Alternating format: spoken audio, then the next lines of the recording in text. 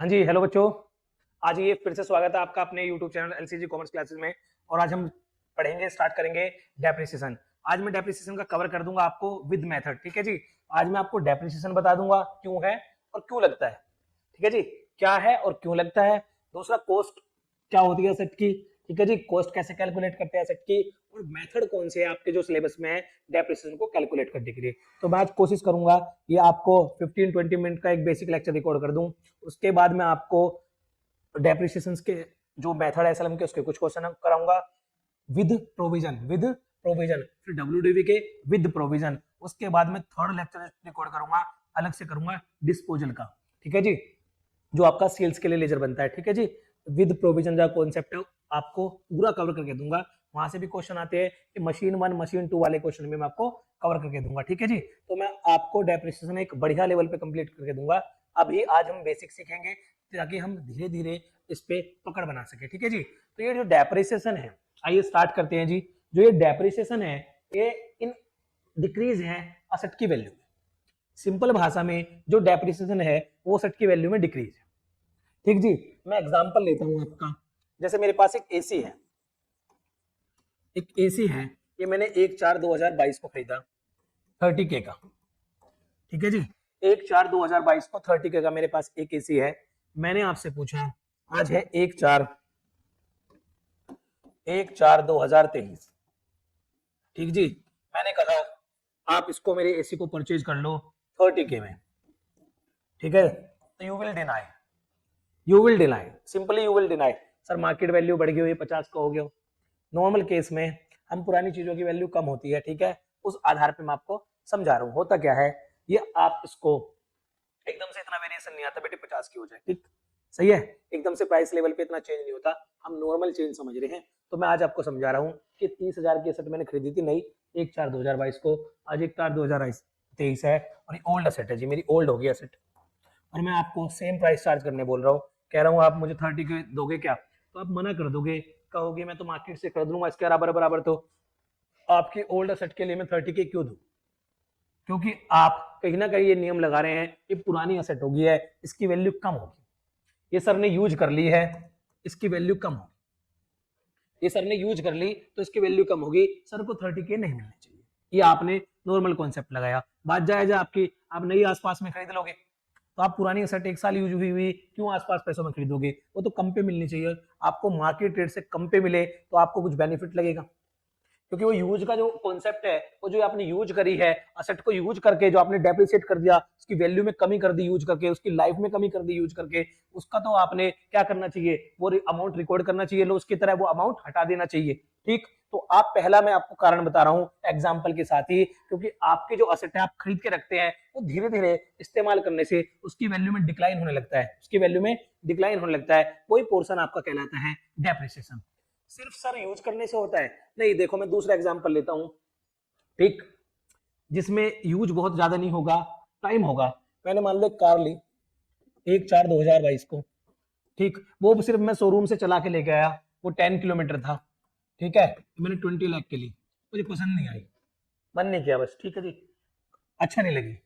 Sir ऐसे थोड़ी 20 लाख की कार लेके आए तो अच्छी नहीं लगी, एग्जाम्पल है जी, हाइपोथेटिकल एग्जाम्पल है, मान लो। ठीक है, अच्छी नहीं लगी, 10 किलोमीटर लाया, मैंने पार्क कर दी, बस खड़ी है अभी, 6 मंथ लैप्स हो गए, खड़ी है। सच्ची में झूठ नहीं बोल रहा, मैंने 10 किलोमीटर चलाई, बस वही लाने का, ना बराबर चली है, ना बराबर। ठीक है जी, 10 में भी चलो 5 कर लो, ना बराबर ही कर लो, ना बराबर चली है, लेकिन 6 मंथ खड़ी रही।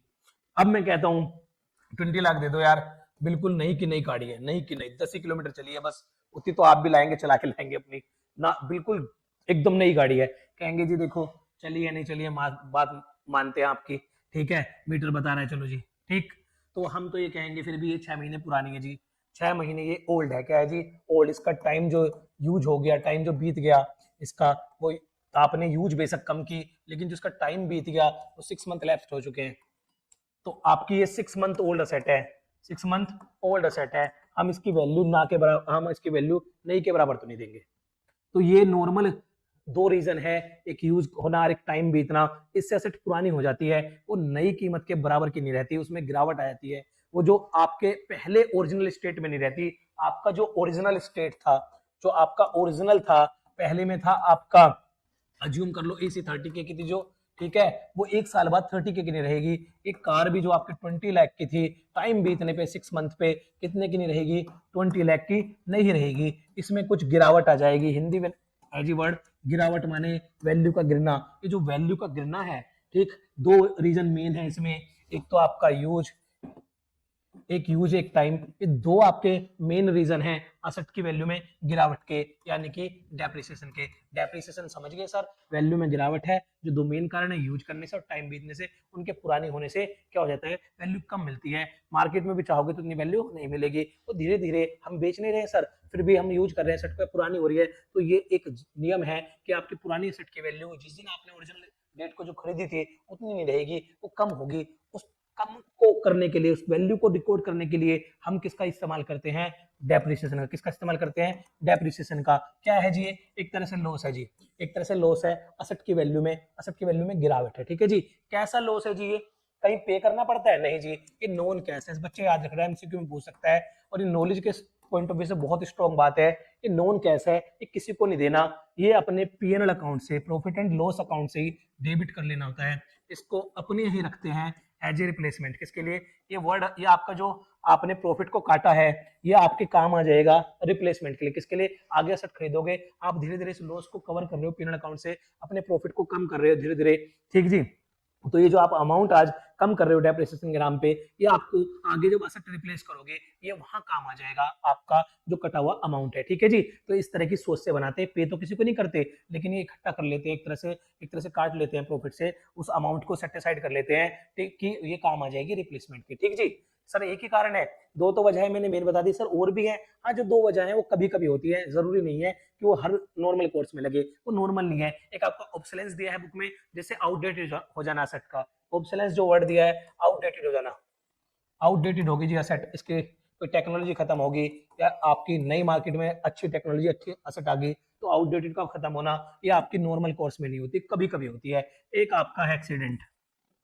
ठीक है जी, ये भी आपका सिचुएशनल है, कभी होगा कभी नहीं। इसमें पूरी एसेट भी जा सकती है, कम भी जा सकती है। ठीक है जी, तो ये जो दो रीजन है, ये तो बहुत रेयर रीजन है, लेकिन जो मेन रीजन है वो यूज और टाइम ही है, जिसकी वजह से आपका डिप्रेशन का कॉन्सेप्ट मेन है जी। ठीक है जी, जो आपका डिप्रेशन का कॉन्सेप्ट बना हुआ है। ठीक, ये 4 रीजन टोटल दिए हैं, दो उनमें मेन है और ये एडिशनल 2 रीजन बताए गए हैं। ठीक है जी, फिर इसकी जरूरत क्या है जी, इसकी नीड है जी, पीएनएल अकाउंट का आपका जो हो ट्रू एंड फेयर व्यू, कैसा हो, ट्रू एंड फेयर व्यू। आप सारे लॉसेस को लगा के ट्रू एंड फेयर व्यू दे। आपकी जो बैलेंस शीट में आप असेट लेके जाओ, वो आपकी राइट वैल्यू पे हो, किस पे हो, राइट वैल्यू पे, तो वो आपको दे राइट पोजीशन। क्या दे जी, राइट पोजीशन। ठीक है जी, एक जो काम कर देगी, किसकी वजह से, किसके लिए कर देगी, रिप्लेसमेंट के लिए। किसके लिए, रिप्लेसमेंट के लिए। ये नॉन कैश है, कैसा जी, नॉन कैश। ठीक है जी, एक इसकी रीजन है लीगल रिक्वायरमेंट। क्या है जी, लीगल रिक्वायरमेंट। कंपनी के केस में कंपनीज एक्ट है, और नॉर्मल केस में लगता है जी, जो नॉर्मल बाकी के केस है, अदर जो आपके फॉर्म ऑफ बिजनेस है, उन पे लगता है जी इनकम टैक्स रूल। क्या लगते हैं, इनकम टैक्स रूल। ठीक है जी, ये रीजन है डेप के। ठीक है जी, अब एक वर्ड है इसमें डेप्रिसिएशन के साथ साथ 2 वर्ड और दिए हैं, अमोर्टाइजेशन। क्या जी, अमोर्टाइजेशन। हाँ जी, जैसे लगता है डेप्रिसिएशन, डेप्रिसिएशन लगता है जी टेंजिबल एसेट पे। किस पे लगता है, टेंजिबल, दिखने वाली एसेट, जो आपकी फिक्स एसेट है, वो जो टेंजिबल है, कौन से वाली है, टेंजिबल। क्योंकि फिक्स एसेट भी 2 प्रकार की होती है, बेसिक में आपने पढ़ा हुआ है, टेंजिबल और इंटेंजिबल। इंटेंजिबल एसेट आपकी होती है जो दिख नहीं सकती, जो आपकी महसूस हो सकती है, जैसे जी गुडविल है, पेटेंट है जी, कॉपीराइट्स, इस तरह की जो आपकी एसेट्स हैं, ये आपकी होती है इंटेंजिबल। इसको कहते हैं अमोर्टाइज करना, इस पर वर्ड यूज होता है अमोर्टाइज। ठीक है जी, इसको कहते हैं रिटर्न ऑफ। क्या कहते हैं, रिटर्न ऑफ अमोर्टाइज। इसके लिए यूज होता है वर्ड अमोर्टाइजेशन। क्या यूज होता है, अमोर्टाइजेशन। और फिर टेंजिबल एसेट के लिए होता है यूज वर्ड डेप्रिसिएशन। एक डिप्लेशन है, ये जी जैसे आपके कोल्स माइंस हैं, उनके जो स्टॉक है, उनको एक्सट्रैक्ट करते हैं, जब उनको उनमें जो कमी आती है, उनके स्टॉक में जो वैल्यू आती है कमी, ठीक है जी, उसमें कहते हैं आप डिप्लेशन। क्या कहते हैं, डिप्लेशन। ये 3 जो यूज है, वो आपके वर्ड अलग अलग तरीके से यूज होते हैं, अलग अलग चीजों को डिफाइन करने के लिए। ठीक है जी, हम आज हमारा मुद्दा क्या है, डेप्रिसिएशन। ठीक जी, तो मैंने डेप्रिसिएशन क्या होता है, डेप्रिसिएशन क्यों होता है, वो बता दिया। अब आपके सिलेबस में कितने मेथड है, वो भी बता देता हूं। आपके सिलेबस में जी 2 मेथड है, मेथड्स ऑफ डेप 2 हैं जी। पहला है जी एसएलएम, दूसरा है जी WDV। इसका नाम है जी straight line, straight line method, यानी कि ऐसा जी, ये कांस्टेंट लाइन एक जैसी, स्ट्रेट लाइन मतलब सीधी लाइन, एक जैसा डाप, बिल्कुल एक जैसा डाप, स्ट्रेट लाइन मेथड से कहते हैं return down value method, return down value method. ये ऐसे चलेगा जी, पहले ज्यादा है फिर कम फिर कम फिर कम, ऐसे जब ओरिजिनल एसेट नई नहीं होगी इस पे ज्यादा लगेगा, फिर घटती हुई वैल्यू पे, ठीक है जी, फिर घटती हुई वैल्यू पे, घटती हुई वैल्यू पे, ठीक है जी। ये ऐसे चलेगा, same same same per year, same per year, ठीक है जी। ये चलेगा जी घटती हुई वैल्यू पे, जो आपकी वैल्यू घटती रहेगी असेट की उस पे चलेगा। दो मेथड हुई। अब जी किस पे लगना है, ये लगता है जी आपकी असेट की कॉस्ट पे, किस पे लगता है, असेट पर लगता है, ठीक है जी, उसकी कॉस्ट पे, किस पे, कॉस्ट पे। अब जी कॉस्ट क्या होती है, ये फिक्स असेट की कॉस्ट क्या होती है अभी बता देता हूं मैं। ये होती है आपकी purchase cost plus other expense which is done to take asset ready to use condition, ready to use condition, which is done to bring up लिख लो, which is ready, other expense which is done to bring asset ready to use condition। कह रहे हैं cost वो होगी fix cost की जिस पर आप डेप्रिसिएशन लगाने स्टार्ट करोगे, जो आपकी एक तो परचेज कॉस्ट है plus other expense which is done to bring asset ready to use condition. खाली सर हमने जो असेट खरीदी, जो हमने पैसे पे किए वो ही नहीं, उसके अलावा भी कुछ होगा, यस जी, जो आपने पैसे पे किए उसके अलावा भी कुछ होगा, ठीक जी। एग्जाम्पल से समझाओ, बिल्कुल जी, हम तो एग्जाम्पल समझाते हैं। आ जाओ जी, आपने एक मशीन खरीदी जी, वो है जी 10 लाख की, ठीक जी, वो 10 लाख की, उस पर फ्रेट लग गया जी, वो चल के आई जी, वो चल के आई दूसरे स्टेट से, फ्रेट लग गया जी 10K का जी, अच्छी बात है जी। उस पे जी लोडिंग अनलोडिंग लग गई जी, वो चढ़ानी पड़ी जी, उस पर लेबर लगी, फिर उतारनी पड़ी जी, उस पर लेबर लगी, उस पर लोडिंग अनलोडिंग लग गई जी 1K की जी। 1 लाख की मशीन आई है जी, वो 10 लाख की मशीन आई है, भारी मशीन आई है जी, 10,000 का तो भाड़े वाले ने ले लीजिए किराया, ठीक जी, 1,000 रुपए वाले लेबर वालों ने चढ़ाने उतारने में ली जी, ठीक है जी। ये फिर जी मुझे फाउंडेशन बनाना पड़ा, फाउंडेशन, जाओ मशीन लगवानी है फाउंडेशन जी, उसका फाउंडेशन बनवाया जी, उसको मशीन को लगवाने के लिए, ठीक है जी। उसे फिर जी उस पे इंस्टॉलेशन एक्सपेंस किए, वही जी इंस्टॉलेशन एक्सपेंस, इंजीनियर को पैसे दिए बुला के जी, ये हो गए जी 5K, ठीक। अभी तक मैंने मशीन यूज थोड़ी की, ये रेडी टू यूज कंडीशन में थोड़ी आई, अभी मैं इससे प्रोडक्शन थोड़ी स्टार्ट कर दिया, अभी मैंने इसे प्रोडक्शन बना के बेचना थोड़ी स्टार्ट कर दिया, अभी तो मैंने वो खरीदी 10 लाख में, फिर फ्रेट भाड़ा दिया गाड़ी वाले को 10,000 रुपए, फिर लोडिंग अनलोडिंग का उतारने चढ़ाने का जो मशीन को है वो 1,000 दिया, फिर उसका फाउंडेशन बनवाया, स्ट्रक्चर बनवाया, इंजीनियर बुलाया, उसे लगवा के सेट करवा के चलवा के देखी जी, ये काम किया। अब इसके बाद में उसे रेडी टू यूज कंडीशन में अब मैं अपने बिजनेस के लिए इस्तेमाल करूंगा, ठीक। तो ये जितनी भी कॉस्ट है ये तो मेरी परचेज कॉस्ट है, ये परचेज कॉस्ट है, और जितनी भी कॉस्ट है ये की है मैंने किसको, मशीन को रेडी टू यूज कंडीशन में लाने के लिए, तो ये भी जुड़नी चाहिए, ठीक है। तो अकाउंटिंग प्रैक्टिस कहती है आपने जो परचेज कॉस्ट जो आपने परचेज की, ठीक, और जो आपने बाकी खर्चे किए उसे रेडी टू यूज लाने में, आपसे कोई सवाल पूछेगा कितने में पड़ी मशीन, तो आप सारा जोड़ के बता दो, इतने की ली, इतने में आई, इतने में हुआ, अरे भैया कुल मिला के इतने में पड़ी, ये वही कॉन्सेप्ट है, कुल मिला के कितने में पड़ी, ठीक जी।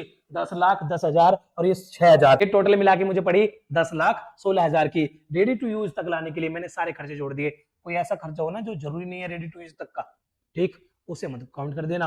मान लो मशीन की खुशी में मैंने पार्टी रख दी, इनोग्रेशन पार्टी मान लो, पार्टी दे दी जी, ठीक है, उसमें मैंने कर दिया 5K खर्च, ये पार्टी देने से मशीन का कोई मतलब नहीं है, ठीक है, कि ये रेडी टू यूज कंडीशन में आएगी नहीं आएगी, ठीक है। तो ये पार्टी वाला कॉन्सेप्ट नहीं चलेगा, ठीक, आपकी पार्टी वाला कॉन्सेप्ट नहीं चलेगा, क्योंकि इसके बिना भी आप पार्टी के बिना भी इसको रेडी टू यूज कंडीशन में मानते हैं, तो आपका बिजनेस प्रमोशन एक्सपेंस में चला जाएगा या बाकी किसी एक्सपेंस में, ठीक है। तो आपने ये 10 lakh plus 10K plus 1K plus 5K, ठीक है, ये 10 लाख 16,000, इस तरीके से आपने टोटल कॉस्ट लगानी है, ठीक है। जिस दिन आप डेप्रिसिएशन लगाना स्टार्ट करो तो इस 10 लाख 16,000 पे लगाओगे, ना कि केवल 10 लाख पे, तो ये ध्यान रखना, ठीक है जी। ये आपका था cost of asset, cost of asset, ठीक है जी। अब मैं दोनों मेथड आपको बता देता हूँ, डेप्रिसिएशन का मेथड, ठीक है। मान लो आपकी वही 10 लाख असेट है, मैं रेट के हिसाब से करा देता हूँ, चलो इसको मान लो आप 1 लाख असेट है, 1 लाख रुपीज की असेट है 1/4/2022, ठीक है। और आपने इसे 2 ईयर की अकाउंटिंग करनी है, 2 ईयर की अकाउंटिंग करनी है। मैं बता रहा हूँ दोनों मेथड कैसे कैसे काम करते हैं, एसएलएम के हिसाब से भी और डब्ल्यूडीवी के हिसाब से भी। आपने जो रेट लेना है वो 10% लेना है दोनों केस में। 1/4/22 को खरीदिए, एक एसेट है, दोनों तरह से डेप्रिसिएट करनी है। थोड़े से आपको बेसिकली दोनों मेथड क्लियर हो जाएंगे। तो 1 लाख रुपए के सेट 1/4/2022 को खरीदिए, 2 ईयर की अकाउंटिंग करनी है एसएलएम बेसिस पे और डब्ल्यूडीवी बेसिस पे। ये है रेट 10%। मैं दोनों से दिखाता हूँ, यहाँ मैं ले लेता हूँ एसएलएम बेसिस और यहाँ मैं ले लेता हूँ डब्ल्यूडीवी बेसिस, ठीक है। यहाँ मैंने बनाया, ये आपका मशीनरी अकाउंट हो गया। जिस दिन आप खरीदोगे तो यहाँ डेट डालोगे और लिखोगे इधर टू बैंक या टू कैश, जिसमें भी खरीदेंगे, ठीक। 1 तारीख को आपने खरीदी थी 1/4 को, ठीक है। तो ये थी हमारी 1 लाख की। फिर आप 31/3 को क्लोजिंग करने से पहले, क्लोज करने से पहले अकाउंट को डेप लगाओगे, इसकी वैल्यू को भी गिरावट रिकॉर्ड करेंगे bye depreciation account, bye depreciation account, ठीक है जी। वो कितना था 10%, कितना था 10%, ठीक। तो ये होगा 1 लाख का 10%, यानी कि 10K। एसएलएम में ध्यान रखना ये हर बार 10K होगा, ये चेंज नहीं होगा, एक ही वैल्यू लगेगी आपकी, क्या 10K पर ईयर। ये एसएलएम का रूल है, यहाँ गलती हो जाती है, ठीक है जी। ये आपका जो है डेप्रिसिएशन का रूल एसएलएम में यही है। आप जब यहाँ लगाओगे, यहाँ लगाओगे 10K और लिखोगे बाय बैलेंस सीडी 31/3 को ही बाय बैलेंस सीडी, वो रिकॉर्ड करोगे आप 90K, ये हो जाएगा 1 लाख और ये भी 1 लाख, ठीक। ये एक ईयर की काउंटिंग होगी। जब आप सेकेंड ईयर करोगे 1/4/2023 टू बैलेंस बीडी। अगर जब हम बैलेंस निकालते हैं तो नियम है सीडी, जब ट्रांसफर करते हैं तो बीडी, ये आएगा 90K। अब ध्यान रखना, जब बच्चे डब्ल्यूडीवी सीख लेते हैं और एसएलएमबी, सबसे ज्यादा गलती यहाँ करके आते हैं सेकंड ईयर में। पहले ईयर पे तो मैच हो जाता है, दूसरे ईयर पे उन्हें क्या याद रहता है डब्ल्यूडीवी में कि बैलेंस पे इस वाले पे लगानी है, ठीक। तो वो यहाँ डैप बाई डैप लिखते हैं 31/3/2000, ये 24 को लिखेंगे बाई डैप। बच्चे ये भूल जाते हैं एसएलएम मेथड है डब्ल्यूडीवी करते करते, और एसएलएम करते करते तो याद आता है लेकिन डब्ल्यूडीवी करते भूल जाते हैं। याद रखना बेसिक ये 90 के बैलेंस बीडी है, मुझे इससे कोई मतलब नहीं। एसएलएम में रेट पर ईयर सेम होता है, अगर वो मंथली 6 मंथ का है, 8 मंथ का है, 9 मंथ का, तो मंथ के हिसाब से चेंज हो सकता है, लेकिन पूरे साल का एक ही डेप्रिसिएशन होगा जो आपका पहले आपने निकाल लिया, उसमें रेट फिक्स होता है, ठीक। या तो आप लाइफ के हिसाब से निकालो तब फिक्स आएगा, रेट के हिसाब से निकालो वो ओरिजिनल वैल्यू पे लगता रहता है हमेशा, ठीक जी। इसमें डब्ल्यूडीवी का कॉन्सेप्ट नहीं होता, डब्ल्यूडीवी का कॉन्सेप्ट होता है दूसरे मेथड में, डब्ल्यूडीवी मेथड में। तो यहाँ डेप जो आएगा अब भी आएगा 10K, ठीक है। इसमें स्टार डाल देना और ये by balance BD, by balance CD, by balance CD हो जाएगा आपका 80K, ठीक है जी। 90K और 90K। अगले साल भी जब इस पे आप डेप लगाओगे तो वो कितने पर लगे, वो कितना आएगा 10,000 ही आएगा, जब तक इसको बेच नहीं देता। अगर बेचता मिड में बेच दे तो पूरे साल का तब भी 10 बनेगा, लेकिन वो डेट के अकॉर्डिंग मिड में अगर बेच देगा तो उस डेट के अकॉर्डिंग उतने मंथ का हमने क्या कर लेना है एडजस्ट, पर होगा बेस कितना 10K, बेस होगा 10K। सर डब्ल्यूडीवी में कैसे रिएक्ट करता है, अब डब्ल्यूडीवी में इसी एग्जांपल को देख लो, ये डब्ल्यूडीवी में कैसे रिएक्ट करेगा। यहाँ अकाउंट बनाएंगे, अब मैं डेट वगैरह लिखना सीधा लिखूंगा, यहाँ आप टू बैंक लिखोगे, ठीक है जी। चलो लिख दी डेट, ये 1 लाख होगा, आप यहाँ करोगे पहले ईयर का डेप बाय डेप्रिसिएशन, तो अब रेट लगाओगे इस पे 1 लाख पे 10%, 1 लाख पे 10%, ये आएगा 10K, तो ये आएगा 10K, ठीक जी। अब आएगा बाय बैलेंस सीडी, सीडी आएगा 90K, ये आ जाएगा 1 लाख, ठीक। ये आ जाएगा इधर 1 लाख। अब इसे आप रिप्लेस करोगे, यहाँ इस बैलेंस को ट्रांसफर करके यहाँ लाओगे टू बैलेंस बीडी, कितना 90K। अब यहाँ से डब्ल्यूडीवी का खेल शुरू होगा। पहले ईयर में तो एसएलएम और डब्ल्यूडीवी दोनों सेम होते हैं, असली खेल शुरू होता है सेकंड ईयर से, असली खेल जो स्टार्ट होता है सेकंड ईयर से। अब गलती मत कर देना, अगर आप इसे बना रहे हो किससे डब्ल्यूडीवी से, किससे बना रहे हो डब्ल्यूडीवी से, तो ये लगता है return down value, return down value जो आपकी सीडी, जो आपका घटी हुई वैल्यू है, जो बीडी आपका कम होते आ रहा है उस पे लगेगा, ठीक। एसएलएम को मिक्स मत कर देना डब्ल्यूडीवी में, और डब्ल्यूडी को मिक्स मत कर देना एसएलएम में। एसएलएम में फिक्स रेट लगता रहता है, फिक्स लगता रहता है कब तक, जब तक वो बेचे ना। अगर मंथली की कोई दिक्कत ना आए तो हम तो वही जो पर ईयर का है पूरा पूरा लगाते रहेंगे। जब मंथली की दिक्कत आएगी तब भी बेस मानेंगे पूरे ईयर का वही सेम डेप, तब भी रेट नहीं निकालेंगे, तब भी हम पूरे ईयर का वो सेम जो शुरुआत से चल रहा है उसी को मंथ में डिवाइड कर लेंगे, ठीक है।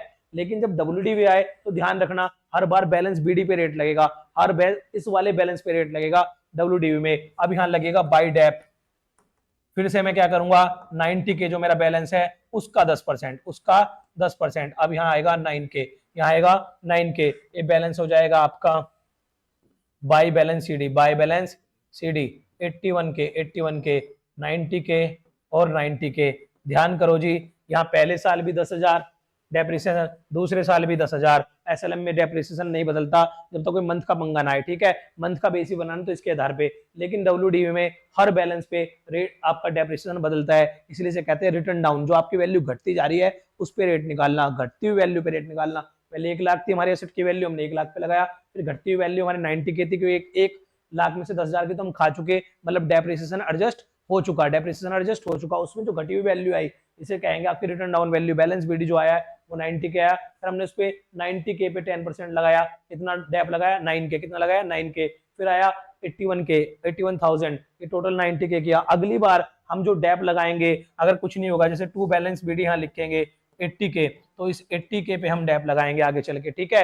ये आपका है SLM, ये है आपका WDV। आज मैंने दोनों मेथड कैसे यूज करने हैं, अकाउंट का किस तरह से बनाना है, ये मैंने थोड़ा सा बेसिक बता दिया। इनके मैं अब पहले SLM के क्वेश्चन कराऊंगा, ठीक, जर्नल एंट्री भी कराऊंगा विद प्रोविजन विदाउट प्रोविजन वाली, ठीक। उसके बाद मैं आपको WDV करा के विद डिस्पोजल, आपका WDV करा के और डिस्पोजल अकाउंट करा के वो काम खत्म करूंगा, ठीक है जी। ये आपके लिए आज बेसिक क्लास थी, आपको डेप्रिसिएशन के बारे में बताना, रीजन बताना डेप्रिसिएशन का, मेथड के बारे में बताना, और फिर इन मेथड को छोटा सा एग्जांपल लेके आपके सामने एक्सप्लेन करना, ठीक है जी। थैंक यू वेरी मच, बने रहिए चैनल पे, बहुत बहुत धन्यवाद।